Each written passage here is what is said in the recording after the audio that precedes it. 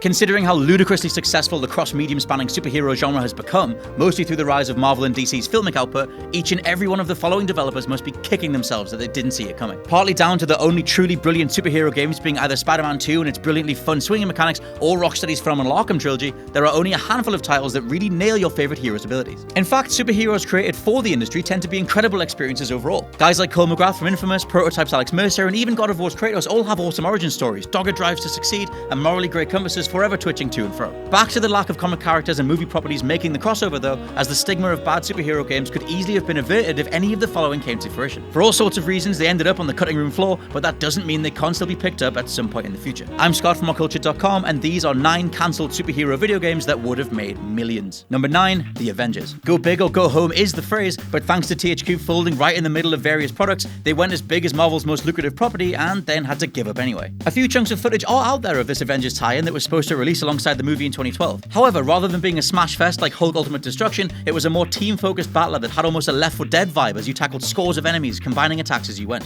Note the awesome-looking in-air move you could pull off as Hulk and the rather violent finisher Banner does on a fallen Super Skrull, snapping its neck with his bare hands. A way more adult-orientated move than anything that's in the film. The Avengers sadly bit the dust purely because of the financial disaster that was THQ's final years. But thankfully, we now have Square Enix and Marvel's mysterious team-up scheduled to get more details at some point. Number 8, SpiderMan Classic, Web of Shadows 2. Sometimes you read about a cancelled game and the reaction is, well, that's a shame, that would have been cool. But sometimes it's a sequel to one of the best superhero games of all time, and knowing the original team will never get to put out another installment is pretty soul-crushing. Starting out as a sequel to Spider-Man Web of Shadows, which is quite the underrated gem if you have the time, Shabba Games were working on another game called Spider-Man Classic, something that would have retained the high-flying combat engine of Web of Shadows, but get this, you would have been able to play as Spidey and Wolverine. Chances are you would have switched on the fly, rather like how in Web of Shadows you could jump between the red and blue and symbiote suits, and the story was supposed to pit you against Carnage and Mysterio. Just look at that version of Mysterio Shabba we're working on.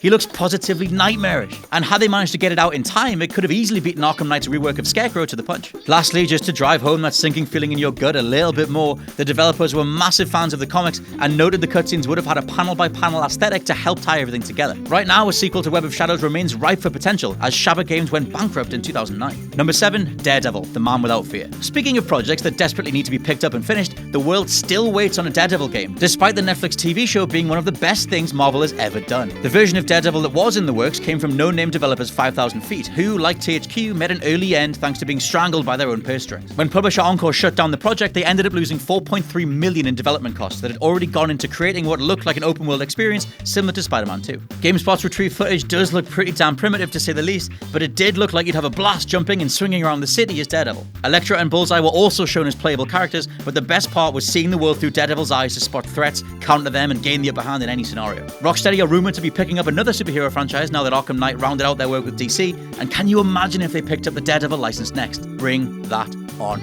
Number 6, the untitled EA Marvel fighting game. If you think really hard, you might remember EA's Def Jam style spin-off, Marvel Nemesis Rise of the Imperfect. The ambitious 2005 fighting game was very much in the style of Def Jam's wrestling/brawling engine, but with the added bonus of Marvel's finest backing every blow. EA created a host of their own original fighters too, but thanks to an imbalanced roster and a ton of ridiculous animations making every fight a mad scramble rather than anything fun or tactical, it just didn't take off. Enter this untitled fighting game, another from EA in a very similar mold, but this time barely making it out of the gate. Now there is footage out there of Hulk and Captain America throwing down, and the gameplay does look almost identical to any of the Dragon Ball Z games. It was clearly in the early stages as the camera keeps getting snagged on the world geometry, but at least both fighters could interact with the various parts of scenery itself, smashing them into each other or occasionally throwing a fighter directly through to the other side. It's a very cool, admittedly slightly shallow concept, but one that would have suited fans of all ages, especially those who enjoy pitting their favourite heroes against one another and watching the fireworks. Number 5, The Flash. Combining the acrobatic ground combat of Saints Row 4 and the eyeball-searingly fast speed of Burnout, developers Bottle Rocket Entertainment started work on a Flash game in 2007. Sadly, despite being around 6 months with a working engine and some pretty neat game mechanics, it just wasn't to be as rights holders Brash Entertainment dissolved and tanked the project. Now, if you've played something like Temple Run, you'll immediately get an idea of how this was going to play. By focusing entirely on trying to convey the sort of speeds Barry Allen is capable of, without reducing the screen to a blurry mush,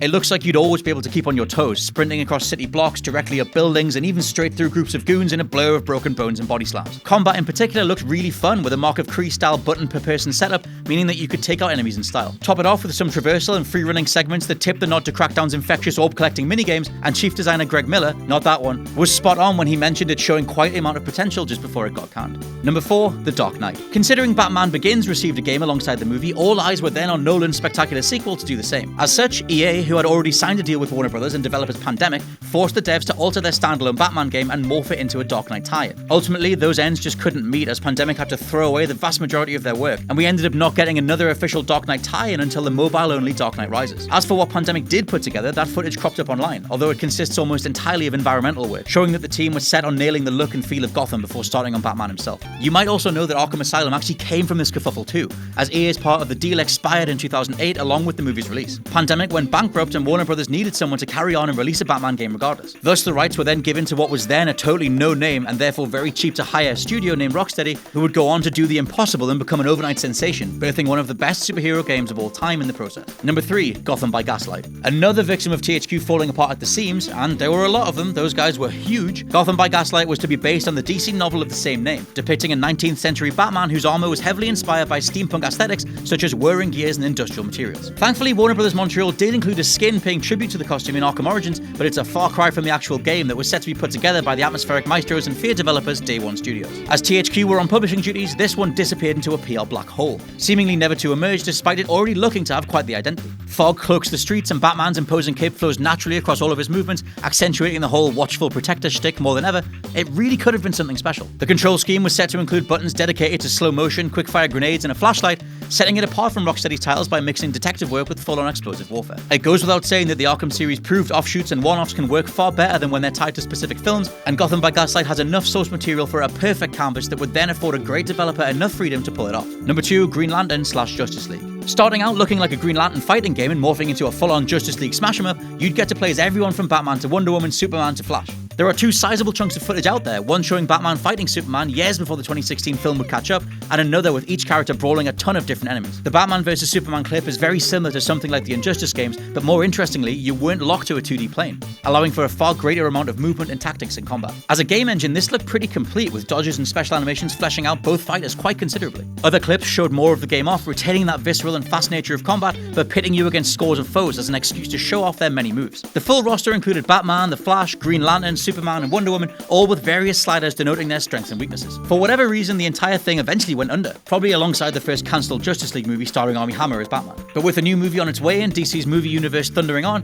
maybe we'll eventually see the project resurrected. Number 1, Superman Blue Steel. Rogue Squadron developer Factor 5 went from strength to absolute total failure when they released the motion-controlled PS2 exclusive Lair. Its downward slope would take them 6 feet under in the following years, but one of the shiniest gems in their crown at the time was Superman Blue Steel, a working title that could have translated across into an awesome game. Looking to carry on where 2002 Shadow of Apocalypse left off, it would have given you relatively large environments to best take advantage of Superman's various abilities. In terms of aesthetics, Superman and Doomsday were as old school as they come, with Kal-El's costume in particular popping with a retro charm and appeal. Villains would have apparently included Lex Luthor and Darkseid alongside Kryptonians Zod and Non, which, if the trailer was anything to go by, was going to lead to some epic showdowns as you sent them barreling through buildings and debris. And that's our list. Let us know in the comments if there are any other cancelled superhero projects you wish had made it to reality. I've been Scott from oculture.com. Don't forget to like, share, and subscribe, and I'll catch you soon.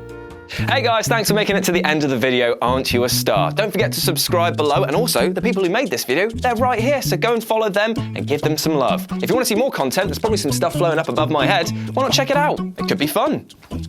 I'm not your dad.